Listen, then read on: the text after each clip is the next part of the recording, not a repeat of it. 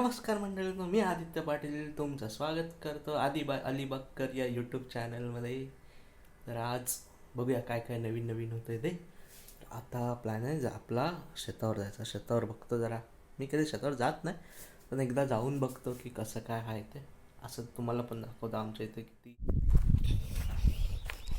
आता शेताच्या दिशेने वाटचाल करताना मी दाखवतो शेतात राव वगैरे कसं आहेत.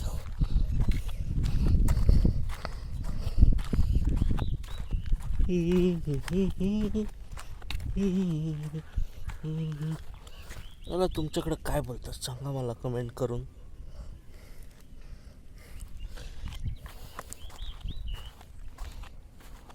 पण नाही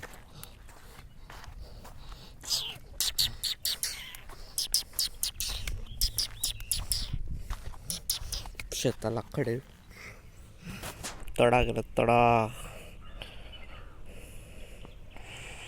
पाऊस काय करतलो यावर्षी. पाऊस आकाशात ढग तर दिसतात, कशाला पडत नाही पाऊस. काय करणार शेतकरी, असं त्याला काय जुगाड करून पाणी साठावं लागतंय भातासाठी.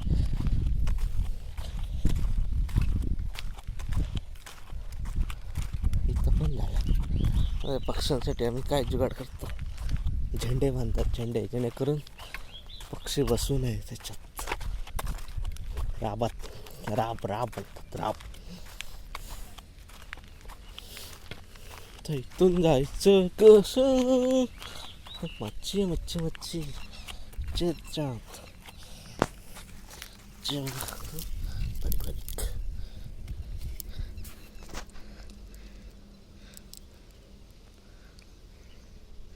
दिसली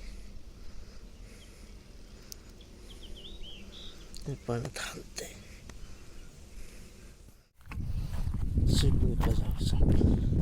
तिकडे जाऊ.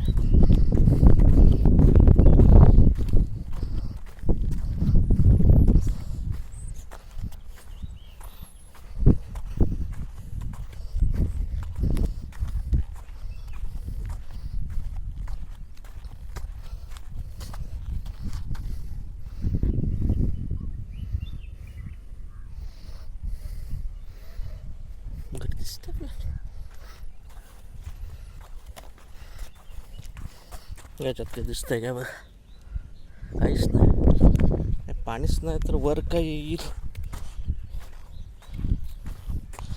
घर दाखवतो, घर तर बघा, घर. पांढरी शेड दिसते ना मोठी, तर आपला घर मधला. असंच जुगाड बघा, जुगाड.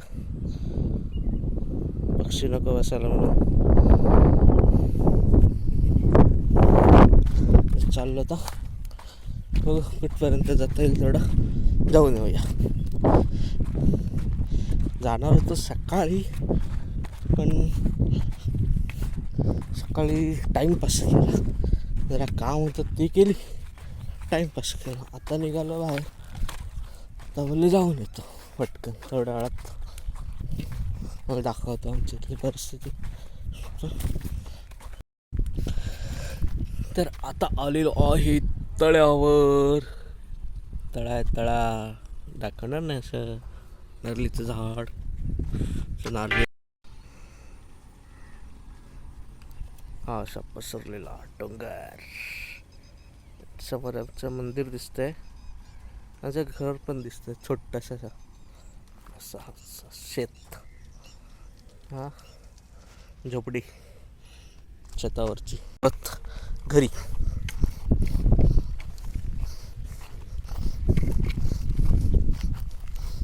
काळ्या मातीत बाहेर रुततात. चिखल झालेल्या बांधावर घसरून पडतात.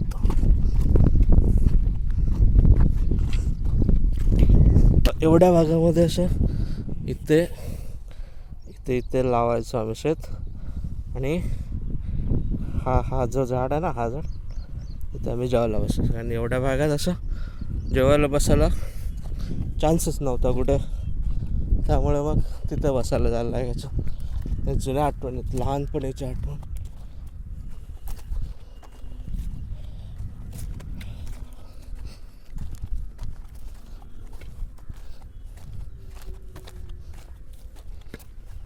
याच्यात पण मच्छी आहे.